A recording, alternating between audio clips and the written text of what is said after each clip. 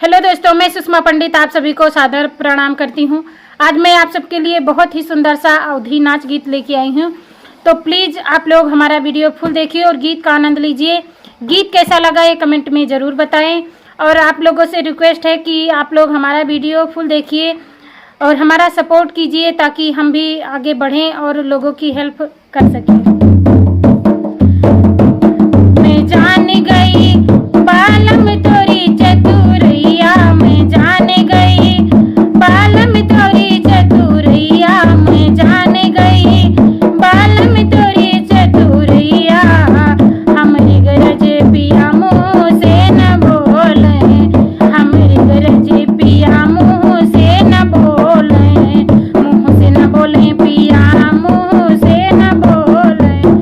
अपनी गरज पिया पकड़े कलैया, मैं जान गई राजा तोरी चतुरैया, मैं जान गई बालम तोरी चतुरैया, मैं जान गई बालम तोरी चतुरैया।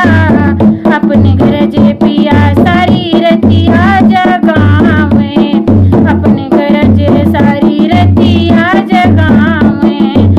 हमारी गरज सोए खा के दवैया, मैं जान गई बालम तोरी चतुरैया, मैं जान गई बालम तोरी चतुरैया, मैं जान गई बालम तोरी चतुरैया।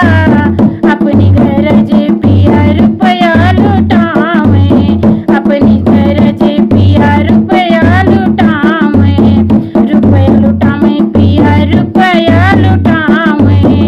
हमारी गरज पिया जर गई कमैया, मैं जान गई राजा तोरी चतुरैया, मैं जान गई बालम तोरी चतुरैया, मैं जान गई बालम तोरी चतुरैया, मैं जान गई राजा तोरी चतुरैया, मैं जान गई बालम तोरी चतुरैया। बहुत बहुत धन्यवाद फुल वीडियो देखने के लिए। अगर गीत पसंद आया हो तो मेरे चैनल सिंगर सुषमा पंडित को सब्सक्राइब कर लीजिए ताकि हर नए वीडियो आप तक पहुंचते रहें। मिलते हैं अगले नए वीडियो में नए गीत के साथ। तब तक के लिए नमस्ते, प्रणाम, जय हिंद, जय माता दी।